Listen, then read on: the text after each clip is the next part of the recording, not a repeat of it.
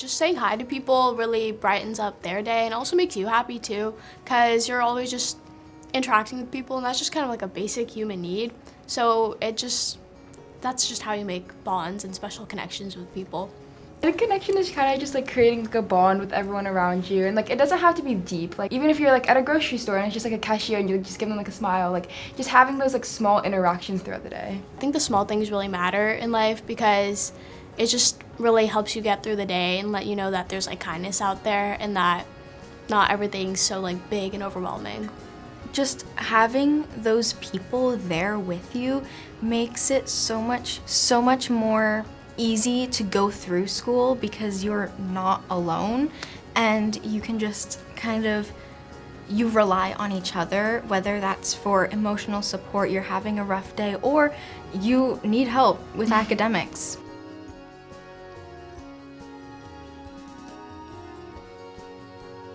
It like starts at the door when you first see them and kind of just throughout class. My classroom setup's a little bit different, so it's a whole building, and I'm usually in my office in passing periods, but I try to have an open door policy where like if my door's shut, I might be on a call, but if my door's open, come in and talk to me and like tell me about your day. Yeah. I just want them to know that I'm there to listen. I'm not always gonna have the perfect answer or the solution, but I'm there to, yeah, okay, I agree. And sometimes, like, have that empathy. It happens to me. Or, I know we're all tired and we're in the same boat. And just like, yeah, sometimes I'm even in the classroom, I say, oh, gee, I sound like your mother. Well, because, it's true, I care about them. So, yeah, little things. I would say I love meeting with students and hearing a success for them. It could be something small, it could be something big, but seeing them be able to accomplish something, whether I had anything to do with it or not, I think definitely brings a smile to my face and makes me happy in that moment. Well, for me, student interaction is everything. That's the reason why I chose this job, like to have access to students and make connections. So they're the reason why it makes my day every time I get to talk with them. The student connection and interacting with students and hearing about their successes and helping them with whatever they're struggling with is why I went into this profession. So that has a big impact on me. It keeps me going and it keeps me wanting to do this role. Yeah, I think all of our schedules are tight, but I think authenticity is something that we all use, and we try to connect with students that way. By either saying their name or just taking a moment to, comment on what's going on in their lives or what concerns they may have. But we're all authentic and we all just truly care about our students. So. Yeah, I think same thing, like kind of open door policy. Like if you guys want to come to us with anything, I think we're all receptive, and I think all of the staff is receptive to hearing about it and yeah, doing our best. Either if you just want like advice or if you guys just want to vent, I think we're all here for you guys. They talked about these lollipop moments. There's a whole TED Talk about it. But the idea is that you never know how the positive thing that you say or how the interactions that you have impact other people. And I think since that, I have just always tried as I'm walking across campus, like, oh my gosh, I love that backpack. I love your shoes. Like just any positivity I can speak, I think you never know the ripples of that.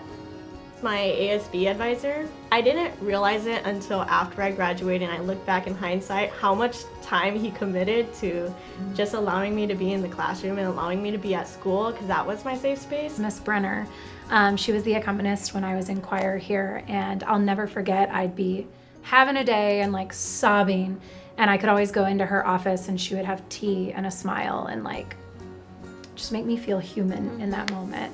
So thanks, Miss Brenner. I had a English teacher who had a very big positive impact on me pursuing law school and pursuing college basketball. Told me that I can do whatever I wanted to do and just make it happen, not wait for it to happen, just make it happen. It's important that students learn how to be comfortable with the uncomfortable. They're gonna go to these clubs for the first time, but as long as it's something that they're passionate about, they're going to find someone else in that club who's also passionate about the same thing, who also has interests with them. But they have to take that step forward in being uncomfortable to be able to build that connection. Finding common interests with them also helps you form a conversation, which in the end does help build bonds. and you'll find those authentic people and those people that really get who you are and that you will feel a connection with. I just believe those connections are made if the students are authentic and just true to themselves.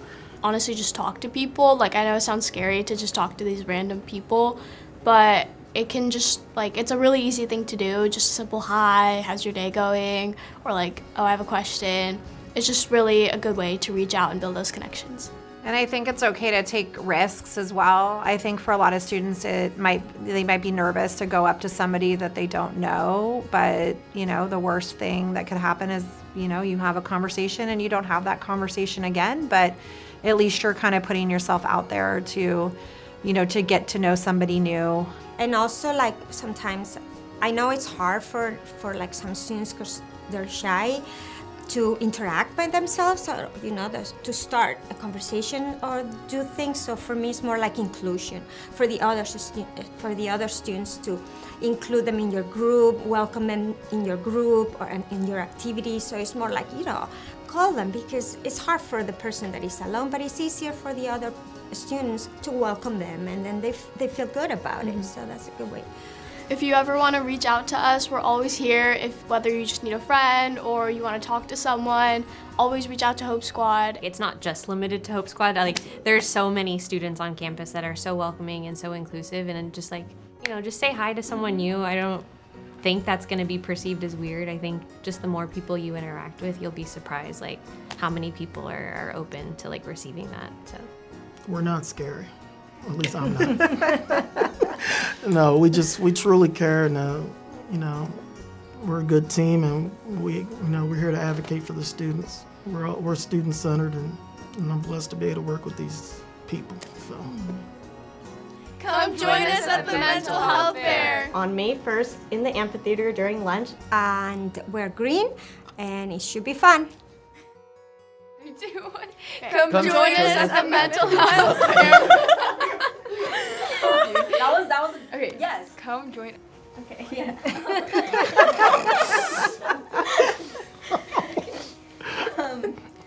I think our generation's memes were better, but yeah, no, I will agree with that. I'm just saying, yeah, they make more sense.